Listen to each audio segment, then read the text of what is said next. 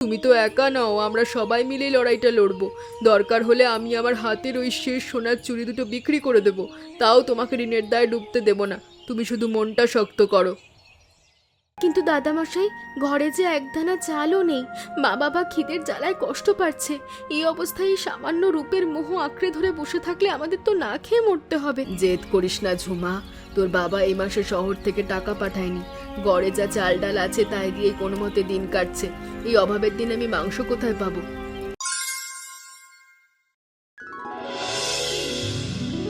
ও বৌমা, একটু এদিকে এসো তো বাছা। এই নাও, ঘরে নারকেল নাড়ু বানিয়েছিলাম, ভাবলাম নতুন বৌমাকে একটু মুখ মিষ্টি করিয়ে আসি, তোমার জন্যই নিয়ে এলাম। এ কি করুণা কাকিমা, আপনি আবার কষ্ট করে নাড়ু বানাতে গেলেন কেন? আর ঝুমারে, তুইও সকাল সকাল মায়ের সাথে চলে এসেছিস? দাও দাও দাও, নাড়ুর বাটিটা আমার কাছে দাও। যা দারুণ হয়েছে না? বৌদিমণি, মা কাল রাত থেকেই নাড়ুগুলো বানিয়েছে তোমার জন্য। আমি মাকে বলছিলাম, নতুন বৌদি তো শহর থেকে এসেছে, আমাদের এই গরিবের হাতের নাড়ু কি ওর পছন্দ হবে? তুমি খেয়ে দেখো না কেমন হয়েছে। তুই একদম দুষ্টু মেয়ে ঝুমা। এত সুন্দর নাড়ু আমার পছন্দ হবে না মানে? আর শহর থেকে এসেছি বলে কি আমি খেতে পারবো না? ও মা, আপনি একটু এইদিকে আসুন না, দেখুন কাকিমা কত সুন্দর নাড়ু এনেছেন। হ্যাঁ রে মা, আমি দূর থেকেই দেখছিলাম। করুণা, তুই কেন এত কষ্ট করতে গেলি? জানিস, তোর এই বড় মনটার জন্যই তোকে এত ভালোবাসি। তুই সত্যি আমার অঞ্জলিকে নিজের মেয়ের মতোই আদর করিস। হোমা দিদি, এ আর এমন কি কথা? পাশের বাড়ির বৌমা মানে তো আমাদের ঘরেরই লক্ষ্মী। আর অঞ্জলি মেয়েটা এত নম্র, সকাল সকাল যেভাবে পুরো উঠোনে জল দিয়ে গাছগুলোর যত্ন নিচ্ছে, দেখলেই চোখ জুড়িয়ে যায়। আপনারা দুজনে মিলে যেভাবে আমার প্রশংসা শুরু করেছেন, আমার তো লজ্জাই লাগছে। কাকিমা, আপনি কিন্তু আজ দুপুরে আমাদের এখানে খাবেন। আমি নিজের হাতে ডাল আর আলু পোস্ত রান্না করব, একদম না বলবেন না কিন্তু। দারুণ হবে তাহলে। মা, তুমি আজ এখানেই থেকে যাও, আর আমিও কিন্তু দুপুরবেলা বৌদিমণির কাছে এসে গল্প করব, আর শহরের গল্পের বইগুলো দেখব। তুমি কিন্তু বকতে পারবে না বলে দিলাম। আর কত ধৈর্য ধরবো অপর্ণা, তুমি বলো। টানা 3 মাস ধরে এক ফোঁটা বৃষ্টি নেই। চৈত্র বৈশাখ পার হয়ে গেল, অথচ এই আকাশের তামাটে রং বদলানোর কোনো লক্ষণই তো আমি দেখতে পাচ্ছি না। মাঠের বুকটা একদম ফেটে চৌচির হয়ে গেল। তুমি এভাবে ভেঙে পড়লে সংসারটা কি করে চলবে বলো তো? শুধু আমাদের মাঠ তো নয়, পুরো গ্রামের সব চাষিদের এক দশা। তুমি একটু শান্ত হও, উপরওয়ালা নিশ্চয়ই একটা ব্যবস্থা করবেন। কি ব্যবস্থা করবে শুনি? অনিমেষটা শহরের কারখানায় হাড় ভাঙা খাটুনি খেটে যে কটা টাকা পাঠায়, তার সবটাই তো এবার ওই চড়া সুদের সারের দেনা শোধ করতে আর বীজ কিনতেই শেষ হয়ে গেল। এখন এই ফসল যদি ঘরে না ওঠে, তবে আমরা বাঁচবো কি করে? আমি জানি তোমার কষ্টটা, কিন্তু নিজের শরীরটাকে তো এভাবে শেষ করতে পারো না। সকাল থেকে তুমি মুখে এক ফোঁটা জলও দাওনি, মুখটা তো শুকিয়ে কাঠ হয়ে গেছে। একটু শরবত করে আনি? আমার গলার ভেতরটা বিষিয়ে উঠছে অপর্ণা। এই অবস্থায় এক ঢোক জলও গিলতে পারবো না। ওই শুকনো মাঠের দিকে তাকালে বুকটা ফেটে যায়। মনে হয় আমার নিজের সন্তান বুঝি খিদের জ্বালায় ছটফট করছে, আর আমি বাবা হয়ে দাঁড়িয়ে দাঁড়িয়ে দেখছি। এমন অলক্ষণে কথা মুখে এনো না গো। আমাদের অঞ্জলি কদিন হলো ঘরে এসেছে। ও লক্ষ্মী মেয়ে, ওর পায়ের ছোঁয়ায় আমাদের সব অমঙ্গল কেটে যাবে। সেদিন দাদামশাই বলছিল কয়েকদিনের মধ্যে বৃষ্টি হতে পারে। দাদা মশাই তো সান্ত্বনা দেওয়ার জন্যই ওইসব বলেন, কিন্তু এই গনগনে রোদ কি আর সেই কথা শুনবে? আমরা এত বছরের চাষি জীবনে এমন ভয়াবহ খরা আমি কখনো দেখিনি। বুকটা শুধু হাহাকার করছে। তুমি তো একা নও, আমরা সবাই মিলে লড়াইটা লড়বো। দরকার হলে আমি আমার হাতের ওই শেষ সোনার চুড়ি দুটো বিক্রি করে দেবো, তাও তোমাকে ঋণের দায়ে ডুবতে দেব না। তুমি শুধু মনটা শক্ত করো।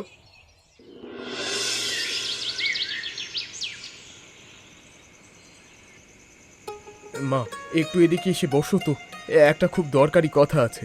এই যে টানা খরাটা গেল, এতে আমাদের গৌরাঙ্গ কাকাদের মাঠের ফসল একদম নষ্ট হয়ে গেছে। এবার এক ছটাক দানাও ওনার ঘরে তুলতে পারিনি। হ্যাঁ রে সৈকত, আমিও শুনছিলাম অপর্ণা দিদি কাল খুব কাঁদছিল। মানুষটার অত বড় জমি, অথচ এবার নাকি খাওয়ার চালটুকুও ঘরে নেই। ভাবলেই বুকটা কেঁপে ওঠে। শুধু তাই নয় মা, অনিমেষ দাদা শহরের ওই কারখানার হাড় ভাঙা খাটুনি খেটে যে সামান্য কটা টাকা পায় তা দিয়ে তো ওই চড়া সুদের ঋণের কিস্তি মেটে না। ওদের 4 জনের সংসারটা এখন আর কিছুতেই চলছে না। আহারে, এমন সৎ আর পরোপকারী মানুষটার এই দশা। সৈকত, আমাদের তো উপরওয়ালা এবার একটু ভালোই রেখেছেন রে। গত মাসে তোর বাবা শহর থেকে আসার সময় বাড়তির ওপর কয়েক বস্তা চাল বেশি কিনে এনেছিল। আমিও ঠিক সেই কথাই ভাবছিলাম মা। আমাদের তো এখন অত চাল লাগবে না। তুমি যদি বলো তবে আমি কাল ওদের ঘরে 1 বস্তা চাল দিয়ে আসতে পারি। হ্যাঁ বাবা, তুই একদম ঠিক ভেবেছিস। দেখিস আবার ওরা যেন লজ্জা না পেয়ে যায়। বিপদের দিনে প্রতিবেশীর পাশে দাঁড়ানোই তো আসল ধর্ম।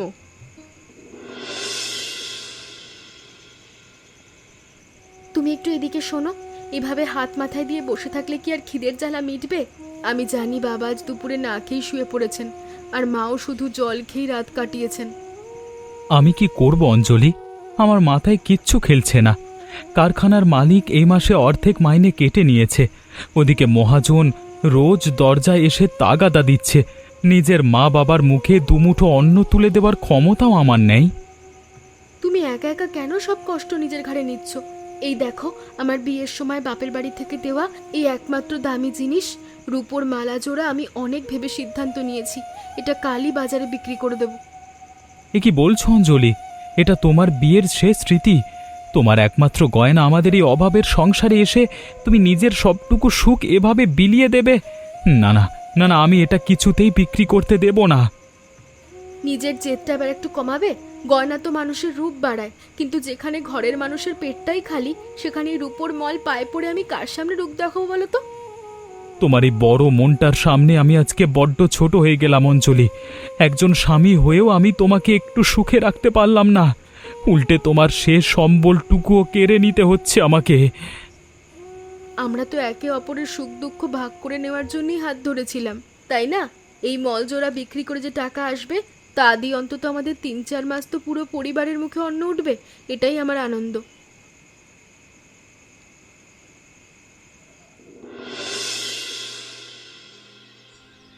দাদামশাই, আমরা দুজনে খুব বিপদে পড়ে আপনার কাছে এসেছি।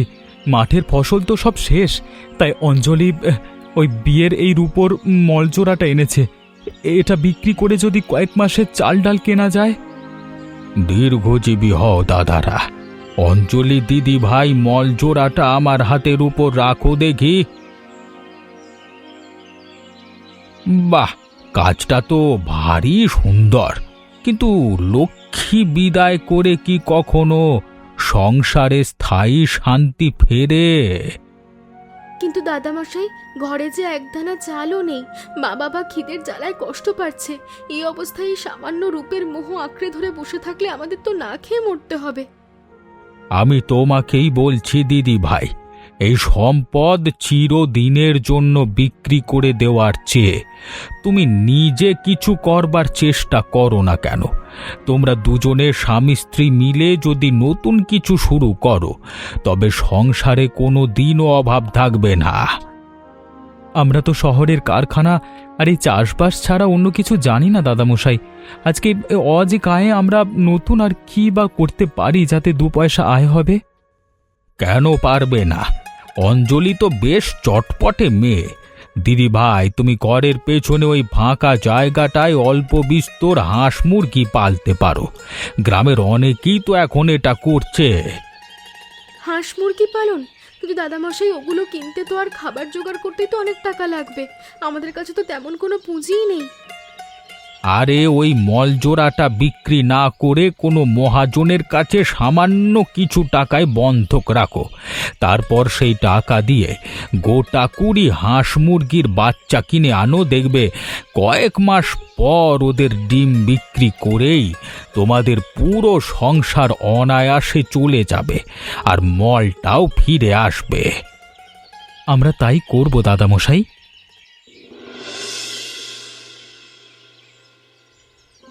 মা, একটা কথা বলতে এলাম। আমি অনেক ভেবেচিন্তে একটা সিদ্ধান্ত নিয়েছি। দাদামশাইয়ের কথা মতো আমাদের বাড়ির পেছনের ফাঁকা জায়গাটায় এখন থেকে আমি হাঁস মুরগি পালবো। হাঁস মুরগি পালবে বৌমা? কিন্তু তুমি তো শহরের মেয়ে, কোনোদিন তো এসব করনি। হঠাৎই কাজ করার কথা মাথায় এলো কেন রে মা? আপনার ছেলে একলা মানুষ মা, ওই সামান্য বেতনে পুরো সংসার চালাতে গিয়েও একদম হিমশিম খাচ্ছে। তার ওপর এই খরা আমাদের মেরুদণ্ডটা ভেঙে দিল। আমি ঘরের বউ হয়ে হাত গুটিয়ে বসে থাকতে পারবো না। তুই সত্যি ঘরের লক্ষ্মী রে বৌমা। এত বড় একটা কঠিন দিনে তুই যেভাবে ছেলেটার পাশে এসে দাঁড়িয়েছিস তা দেখে আমার বুকটা জুড়িয়ে গেল। তা এই কাজে তো শ্বশুরমশাই রাজি হবেন তো? বাবা অবশ্যই রাজি হবেন মা, আমি ওনাকে বুঝিয়ে বলবো। নিজের পায়ে দাঁড়ালে তো কোনো লজ্জা নেই, বরং হাঁস মুরগির ডিম বিক্রি করে যে বাড়তি আয় হবে তা দিয়ে আমাদের দুঃখের দিনগুলো কেটে যাবে। এ তো ভারী ভালো কথা বললি মা। তুই এগিয়ে যা, আমি তোর শাশুড়ি হয়ে তোর সব কাজে সাহায্য করব। অপর্ণা কাকিমা, ও কাকিমা, ঘরে আছো? এই নাও, এই চালের বস্তাটা এখানে রাখলাম। মা কাল রাতেই এটা তোমাদের ঘরে দিয়ে আসতে বলেছিল, কিন্তু অন্ধকারের জন্য আর আসা হয়নি। একিরে সৈকত, তুই এত বড় চালের বস্তা নিয়ে এলি কেন? আর করুণাই বা তোকে এটা দিতে গেল কেন? ও নিজেই কত অভাবের মধ্যে সংসার চালায়। কাকিমা, বিপদের দিনে প্রতিবেশী প্রতিবেশীর পাশে দাঁড়াবে না তো কে দাঁড়াবে বলো? আমাদের ঘরে কয়েক বস্তা চাল বাড়তি কেনা ছিল, তাই মা জোর করে বললো তোমাদের দিয়ে আসতে। এটা নিয়ে কোনো কিন্তু না করো না কাকিমা, আমি আসি।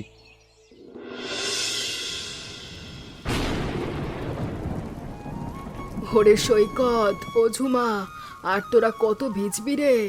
অমন করে উঠোনে দাঁড়িয়ে শিলা কুড়াতে হবে না, জলদি ঘরে উঠে আয় বাছা। এই অসময় ঠান্ডা বৃষ্টিতে ভিজলে কিন্তু নির্ঘাত জ্বর হবে। না মা, তুমি একদম ডাকবে না। দেখো কত বড় বড় শিলা পড়ছে। আমি এই বাটিটা পুরো ভর্তি করে তারপর ঘরে যাব।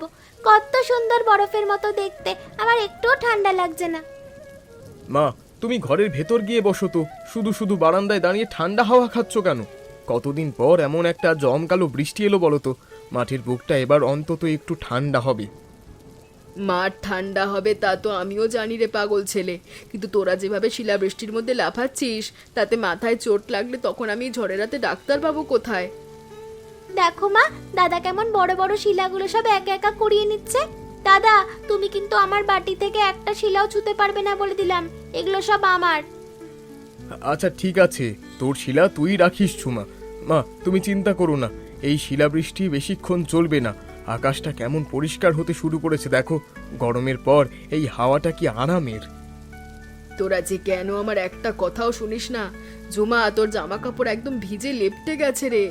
এবার অন্তত আয়, আমি তোয়ালে নিয়ে দাঁড়িয়ে আছি, মাথাটা ভালো করে মুছে দিই। এই তো মা, বাটিটা প্রায় ভরে এসেছে। আর মাত্র কয়েকটা কুড়িয়েই আমি এক দৌড়ে তোমার কাছে চলে যাচ্ছি। দেখো আমার বাটিটা কেমন মুক্তোর মতো চকচক করছে। সত্যি গো, ওপরওয়ালা মুখ তুলে না চাইলে এই খরা কাটতো না। আর আমাদের বৌমাও কেমন লক্ষ্মী দেখো, আজ কতদিন পর এই দুর্যোগের রাতেও আমাদের জন্য গরম গরম খিচুড়ি রান্না করেছে। বাবা, আপনার থালা আর একটু খিচুড়ি দিই? এই বৃষ্টির রাতে গরম গরম খিচুড়ি আর আলু ভাতে খেতে কিন্তু বেশ লাগে। আপনারা মন ভরে খান, তবেই তো আমার রান্না সার্থক হবে। হ্যাঁ রে মা অঞ্জলি, তুইও একটু বসে পড়। তুই এই ঘরে আসার পর থেকেই দেখছি আমাদের উপর যত মেঘে ছিল তা কেমন কেটে যাচ্ছে। করুণাদের দেওয়া ওই চালের খিচুড়ি আজ অমৃতের মতো লাগছে। আর শুধু কি তাই, বৌমা যে আজ থেকে হাঁস মুরগি পালার সিদ্ধান্ত নিয়েছে, তাতেই তো আমি অর্ধেক বল ফিরে পেয়েছি। আমাদের ঘরের বউ যদি এমন গুণবতী হয় তবে অভাব বেশি দিন টিকতেই পারবে না। আপনারা কিন্তু আমার এত প্রশংসা করলে আমি লজ্জায় মরে যাব। আপনারা খাওয়া শেষ করুন, তারপর আমি আর মা মিলে যা আছে ভাগ করে খাবো। আমাদের সুদিন এবার আসবে বাবা। ওগো শুনছো? একবার জলদি এদিকে আসো তো, নিজের চোখে এসে দেখে যাও, আজ আমাদের খামারে ডিমে ভরে গেছে। কি হয়েছে অঞ্জলি? এত সকাল সকাল অমন করে চিৎকার করছো কেন? কোনো বিপদ আপদ হয়নি তো খামারে?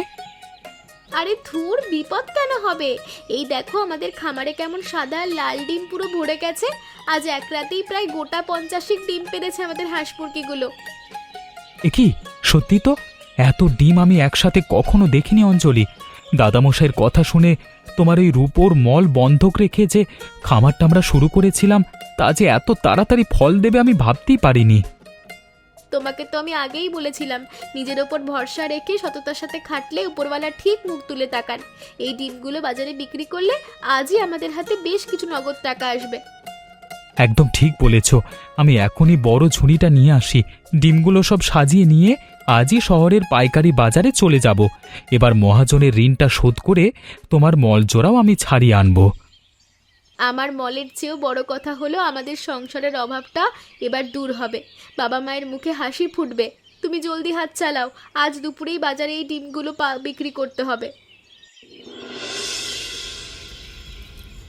ওমা, কদিন ধরে শুধু এই আলু আর ডাল ভাত খেতে ভালো লাগে না। তুমি আজ একটু মাংস রান্না করো না, আমার কতদিন ধরে খুব মাংস খেতে ইচ্ছা করছে। জেদ করিস না ঝুমা, তোর বাবা এই মাসে শহর থেকে টাকা পাঠায়নি। গড়ে যা চাল ডাল আছে তাই দিয়েই কোনো মতে দিন কাটছে। এই অভাবের দিন আমি মাংস কোথায় পাবো? আমি ওসব কিছু জানি না। সাজিব কাকাদের বাড়ি প্রায় মাংস রান্না হয়, তাহলে আমাদের বাড়িতে রান্না হবে না কেন? ছি ঝুমা, অন্যের গড়ের দিকে ওরকম লোভী নজরে তাকাতে নেই। আমাদের যা আছে তাতেই সন্তুষ্ট থাকতে হবে। তুই একটু শান্ত হ, বাবা টাকা পাঠালেই মাংস খাওয়াবো। এই তো ঝুমার পছন্দের একদম কষা মুরগির মাংস চলে এসেছে। কাকিমা, দূর থেকে ঝুমারি কান্নাকাটি শুনে আমি আর ঘরে স্থির থাকতে পারলাম না। এ কি বৌমা, তুমি আবার এত মাংস নিয়ে এলে কেন? তোমাদের নিজেদেরই নতুন খামার, সেখান থেকে আজ বুঝি মুরগি কাটা হয়েছিল, তা বলে এতখানি কেন দিতে গেলে? কাকিমা, আমাদের খামারের প্রথম উপার্জনের মুরগি এটা। যেদিন আমাদের ঘরে একদানা অন্ন ছিল না, সেদিন আপনি নিজের ঘরের চালের বস্তা পাঠিয়ে আমাদের বাঁচিয়েছিলেন। আজ এই মাংসের ওপর তো আপনারা ঝুমার প্রথম অধিকার। ওরে বাবা, কি দারুণ গন্ধ! বৌদিমণি, তুমি সব থেকে পৃথিবীর ভালো বৌদি। মা, তুমি এবার বকা বন্ধ করো, জলদি আমার থালায় ভাত বেড়ে দাও, আমি মাংস দিয়ে ভাত খাবো। অনিমেষ দাদা, ভালো আছো? কদিন ধরে তোমার সাথে ঠিকঠাক দেখাই হয় না। তোমাদের খামারের ডিম আর মুরগি তো এখন পুরো বাজারে নাম করে ফেলেছে, সবাই খুব প্রশংসা করছে। হ্যাঁ রে সৈকত, ওপরওয়ালার দয়ায় আর তোদের আশীর্বাদে খামারটা এখন বেশ ভালোই চলছে। কিন্তু তোকে এমন মলিন দেখাচ্ছে কেন রে? কোনো সমস্যা হয়েছে নাকি? আর বলো না দাদা, এবার যে আমরাও মস্ত বড় বিপদে পড়ে গেলাম। ভেবেছিলাম খরা কাটার পর জমিতে যেটুকু ফসল বুনেছিলাম তা তুলতে পারবো, কিন্তু পোকার উপদ্রবে সব ফসল নষ্ট হয়ে গেল। এখন সংসার চালানোই দায়। এদিকে বাবাও এই মাসে টাকা পাঠায়নি। বলিস কি রে সৈকত, ফসল সব নষ্ট হয়ে গেল? এই অবস্থায় ঘরে তো এক পয়সাও আসবে না, তোদের তো খুব কষ্ট হবে রে। হ্যাঁ, আমি হন্যে হয়ে এই গ্রামে একটা কাজ খুঁজছি, কিন্তু এই মন্দার বাজারে কেউ কোনো কাজে নিতে চাইছে না। ঝুমার স্কুলের খরচ আর মায়ের ওষুধের খরচ কিভাবে দেব বুঝতেই পারছি না। তুই এত চিন্তা করিস না তো ভাই, যেখানে সমস্যা আছে সেখানে সমাধানও আছে। তুই এক কাজ কর, তুই আমাদের অঞ্জলির হাঁস মুরগির খামারে এসে কাজটা শুরু করে দে। আমি তোমাদের খামারে কাজ করব? কিন্তু দাদা, আমি তো কোনোদিন খামারে কাজ করিনি। ওখানে থেকে কি আমার সংসার চালানোর মতন টাকা আসবে? কেন আসবে না রে? আমাদের খামারটা এখন বড় হচ্ছে, একলা অঞ্জলির পক্ষে আর সব সামলানো সম্ভব হচ্ছে না। তুই দেখাশোনা আর বিক্রির দায়িত্ব নিলে আমরা তোকে ভালো মাইনে দেব। দেখবি এখান থেকেই তোর ঘরের অভাব দূর হয়ে যাবে। বাবা, আপনার হাতটা একটু বাড়িয়ে দিন তো। এই নিন, এই মাসের খামারের লভ্যাংশের টাকাটা আপনার কাছে রাখুন। এবার মহাজনের বাকি সুদের টাকাটা মিটিয়ে দিয়ে ওই রূপোর মলজোড়াও ছাড়িয়ে আনবো। এ কি রে মা, এতগুলো টাকা তুই আমার হাতে দিচ্ছিস? যে মাঠে আমি সারা জীবন রক্ত জল করে খাটলাম, তা যখন খরায় শুকিয়ে গেল, তখন এই টাকা যেন আমার কাছে আকাশের চাঁদ পাওয়ার মতো। আপনি অমন করে বলছেন কেন বাবা? আমি তো এই ঘরেরই মেয়ে। আপনি আর অনিমেষ মিলে যদি খামারের শেড তৈরি করতে মাথার ঘাম পায়ে না ফেলতেন, তবে একলা আমি কতটুকুই বা করতে পারতাম। না রে মা, তুই আজ আমাদের এই ভাঙা সংসারটাকে জোড়া লাগিয়েছিস। এই গ্রামে তোর মতো গুণবতী আর পরোপকারী বৌমা পাওয়া সত্যি মস্ত বড় ভাগ্যের ব্যাপার। তুই আমাদের ঘরের লক্ষ্মী। দেখলে তো গো, আমি তোমাকে আগেই বলেছিলাম না, আমাদের অঞ্জলির পায়ের ছোঁয়ায় আমাদের সব অমঙ্গল কেটে যাবে। তুমি তো শুধু শুধু ঘরের কোণে বসে চিন্তায় নিজের শরীরটাকে শেষ করছিলে। হ্যাঁ অপর্ণা, তুমি একদম ঠিক বলেছ।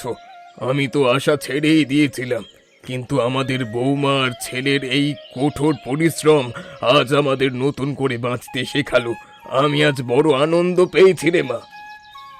বাবা, এবার কিন্তু আপনাকেই মাঠের চিন্তায় খাওয়া দাওয়া ছেড়ে বসে থাকা বন্ধ করতে হবে। এখন আমাদের খামার বড় হচ্ছে, আর কিছুদিন পর সৈকতকে সাথে নিয়ে আমার পাশের গ্রামেও ডিম সরবরাহের কাজ শুরু করব।